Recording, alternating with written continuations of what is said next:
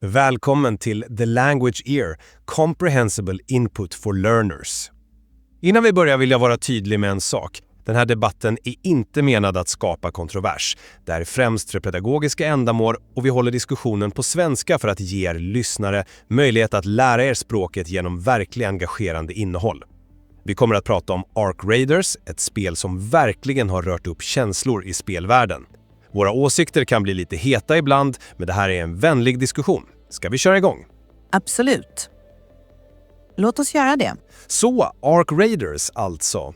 Vilken lansering, eller hur?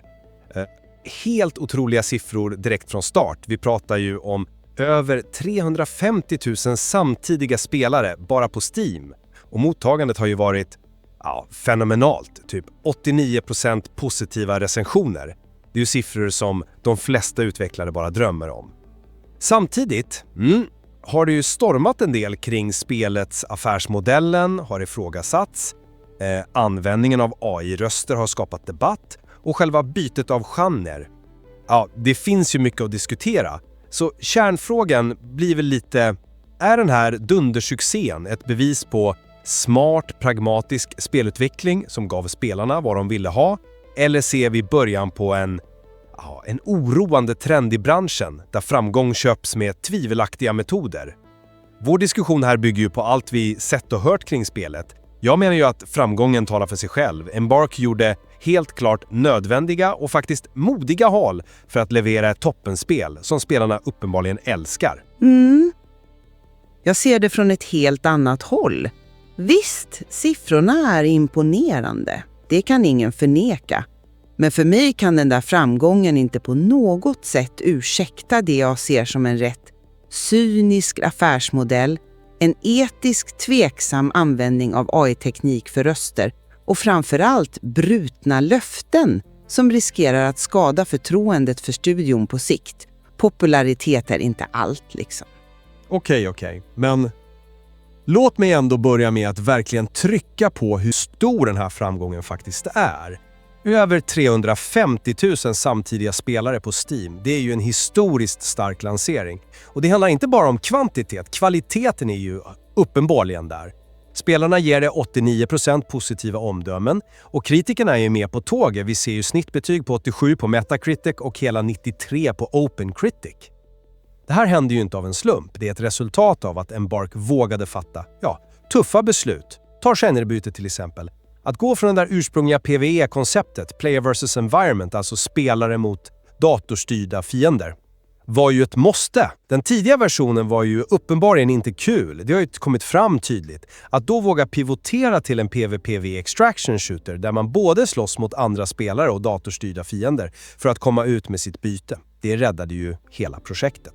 Och de har ju lyckats skapa något speciellt. Den här positiva anti-Tarkov-känslan i communityn. Där samarbete faktiskt lönar sig. Det är smart design.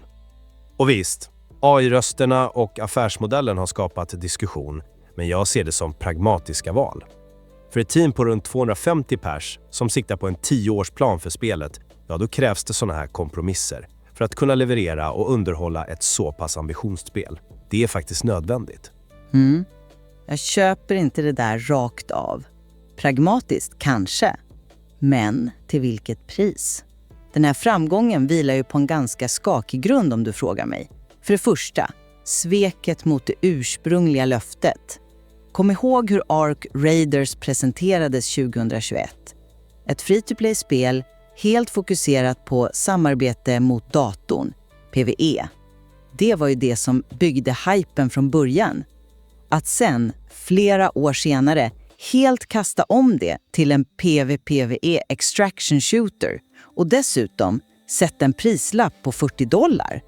Det är ju ett solklart löftesbrott för många som väntat. Och sen affärsmodellen. Hallå? Embark sa ju själva att premiumpriset var till för att kunna fokusera på engagement and fun och slippa pressen från FTP-monetarisering. Men vad fick vi? Jo, ett premiumpris och en aggressiv mikrotransaktionsbutik som hämtar direkt från ett FTP-spel. Vissa kosmetiska paket kostar upp till $20, alltså halva spelets pris. Det är ju ren och skär dubbelbeskattning, eller hur? Man kan inte undvika jämförelsen med Helldivers 2. Samma prislapp, $40, men i Helldivers 2 kan du faktiskt tjäna premiumvalutan genom att spela, och deras Battle Passes, Warbonds, försvinner aldrig. Ingen FOMO-press, alltså den där stressen att man måste spela nu för att inte missa något tidsbegränsat. Ark Raiders hade ju till och med en intjänbar valuta, Raider Tokens, i sina tester, men den plockades bort lagom till lanseringen. Och AI-rösterna sen, de är ju inte bara dåliga, hackiga, livlösa. Och den där pinsamma Bird City-fadäsen där AI:n sa helt obegripliga saker. De är ju också etiskt problematiska, speciellt med tanke på SAG-AFTRA, alltså skådespelarfackets, strejker och hela debatten om AI och skådespelarjobb. För mig signalerar allt det här pivoten, affärsmodellen, borttagen intjänbar valuta, AI-stjärnvägarna ett tydligt mönster där vinst verkar gå för spelarnas förtroende. Men du kan ju inte bara vifta bort spelarnas reaktion. Över 350 000 samtidigt inne och spelar, 89% positiva recensioner. Det är ju ett massivt kvitto från communityn på att Embark har levererat något som folk vill ha och gillar att spela. Det väger väl tungt?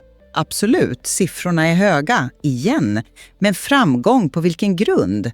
Det är ju det som är hela poängen. Är det en framgång vi ska hylla när den, som jag ser det, bygger på brutna löften och metoder som känns designade för att klämma ur spelarna mer pengar efter att de redan betalat en rejäl slant för inträdet? Det är ju här vår diskussion landar. Är det här en triumf för speldesign eller ett illavarslande tecken för branschen? Låt oss dyka ner i affärsmodellen. Den är ju så central i kritiken. Okej. Jag tycker faktiskt att $40 är ett fullt rimligt pris för ett spel med den här produktionskvaliteten, den här ambitionen och inte minst löftet om support i 10 år framöver. Det kostar ju att driva ett sånt här live service-spel. Mikrotransaktionerna är ju 100% kosmetiska, de ger inga spelfördelar. Vill man köpa ett skin gör man det, vill man inte låter man bli. Det påverkar inte din upplevelse. För att kunna finansiera kontinuerliga uppdateringar, nytt innehåll, event och serverdrift under ett helt decennium krävs det ju löpande intäkter. Det är så det funkar idag liksom. Dessutom var ju Embarks poäng att just premiumpriset gav dem friheten att fokusera på att göra spelet roligt och engagerande. Istället för att behöva designa alla system kring att sälja saker som man ofta måste i rena F2P-titlar. Och att de faktiskt sänkte priset i vissa regioner efter kritik visar ju att de lyssnar. Det är pragmatism för att skapa ett hållbart spel. Vänta nu lite. Pragmatiskt? Jag skulle nog använda ett starkare ord. Cyniskt kanske. Du betalar $40, en fullprissumma för många. Och sen möts du av en butik där ett enda skinpaket kan kosta $20, halva spelets pris igen. Hur kan man kalla det annat än dubbeldippning? Och det där argumentet att premiumpriset skulle rädda oss från FTP-pressen, det håller ju inte. De har ju bara kombinerat det dyra inträdet med precis den typ av aggressiv FTP-butik de sa sig vilja undvika. Det är kyckleri tycker jag. Och igen, titta på Helldivers 2. Samma pris, $40. Men där kan du spela dig till premiumvalutan, supercredits. Deras Warbonds försvinner aldrig, så noll FOMO. Ark Raiders tog bort möjligheten att tjäna Raider Tokens som fanns i betan. Varför tror du de gjorde det? Knappast av välvilja. Och den där regionala prissänkningen, ja det var ju en reaktion på massiv kritik. Den kom sent, den var ofullständig. Många länder med lägre köpkraft fick ingen sänkning alls och den gällde bara grundspelet. Raider Tokens är fortfarande oproportionellt dyra i många regioner. För mig är det här en exploaterande modell som sätter press på spelarna. Girighet. Nej, är det inte lite väl hårt? Kanske. Men det är svårt att tolka det på annat sätt när Helldivers 2 så tydligt visar att det finns en mer konsumentvänlig väg att gå till exakt samma pris. Jag ser precis varför du reagerar på affärsmodellen. Men låt oss byta spår till AI-rösterna. Där ser jag också en stark pragmatisk anledning. Vi pratar om ett team på cirka 250 personer. Att då använda en text-till-tal-lösning, TTS, som tränats på röster från skådespelare som gett sitt samtycke och fått betalt specifikt för detta ändamål. Det är ju ett otroligt effektivt sätt att snabbt kunna lägga till nya röstrepliker. Tänk på alla nya föremål, platser, små dialogsnuttar som behövs i ett levande spel. Utan det här systemet skulle de behöva boka dyra och tidskrävande studiosessioner för varenda liten uppdatering. Det möjliggör helt enkelt en rikare värld och snabbare innehållsuppdateringar.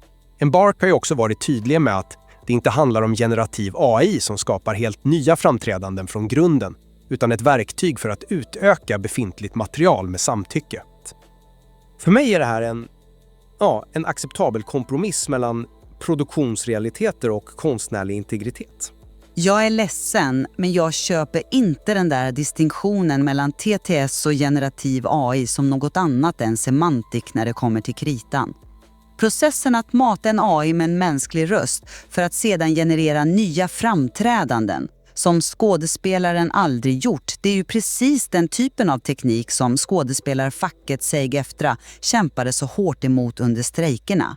Att skådespelarna fick betalt och gav samtycke gör det kanske lagligt, men det tar inte bort den etiska dimensionen, risken att urholka värdet av röstskådespelaryrket och ersätta framtida jobb. Och ärligt talat, kvaliteten, den är ju ofta bedrövlig. Rösterna beskrivs ju konsekvent som hackiga, tunna, syntetiska, livlösa.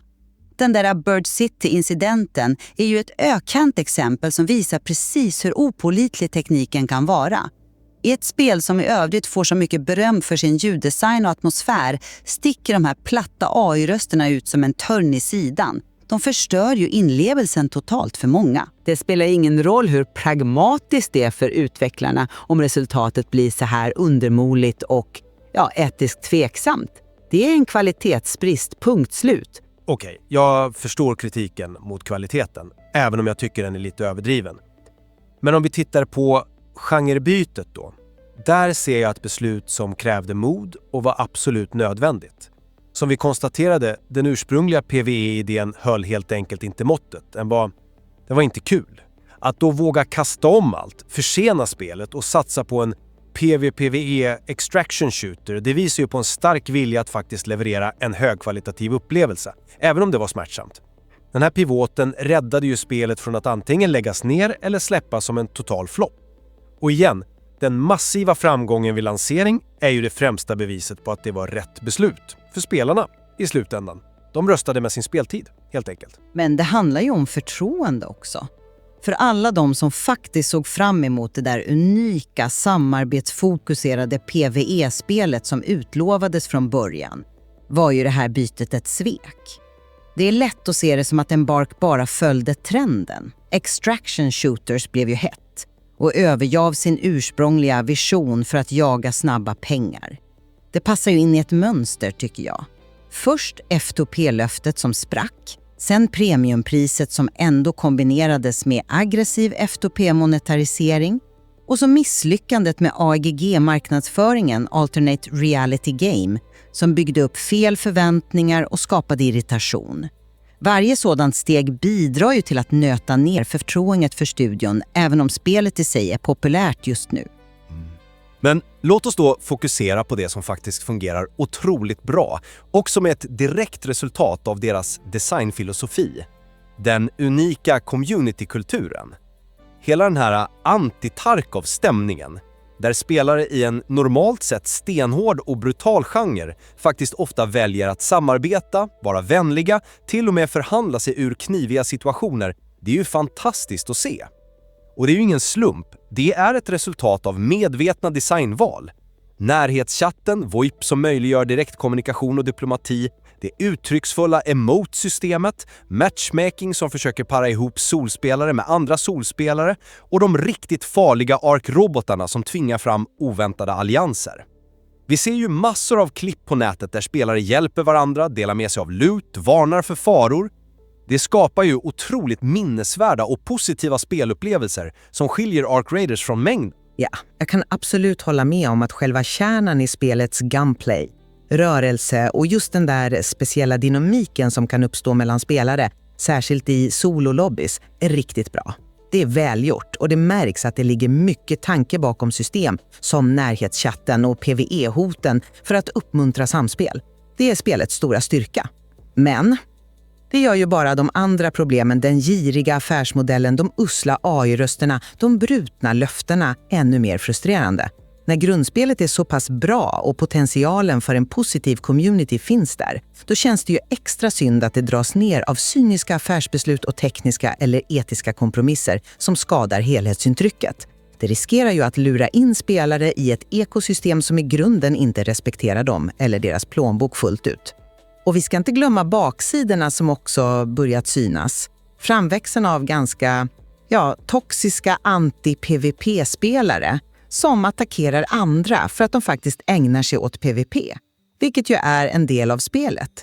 Eller kritiken mot tredjepersonskameran, det så kallade 3-peaking, som vissa menar uppmuntrar till ett passivt och fegt spelande. Så även det som är bra har sina skuggor, liksom. Okej. Om jag ska sammanfatta min syn så är det tydligt.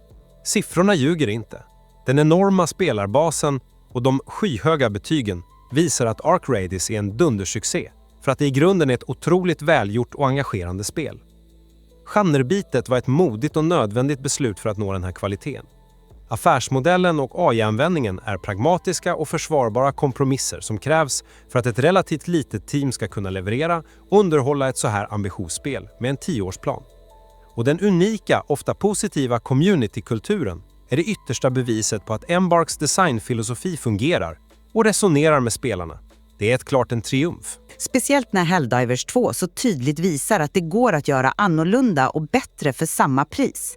AI-rösterna är inte bara en plump i protokollet kvalitetsmässigt, de är också etiskt problematiska och ett tecken på bristande respekt för skådespelarhantverket. Mönstret av brutna löften och tveksam kommunikation skadar förtroendet på lång sikt. Frågan är hur hållbar den här framgången egentligen är när nyhetens behag lagt sig och spelarna börjar syna de här problemen närmare. Är det verkligen en stabil grund att bygga ett 10-årigt spel på? Jag är tveksam. Det är uppenbart att vi ser på saken från olika håll och lägger olika vikt vid olika delar av spelets lansering och design. Vilket kanske inte är så konstigt. Nej, precis. Och det speglar väl den komplexa verkligheten i modern spelutveckling. Det finns sällan enkla svar eller perfekta lösningar, särskilt när det gäller de här ständigt pågående live service-spelen. Det finns mycket att väga in. Verkligen. Och det finns helt klart mer att gräva i och fundera kring när det gäller Ark Raiders och dess påverkan på spelindustrin framöver. Tack för att ni lyssnade till The Language Ear.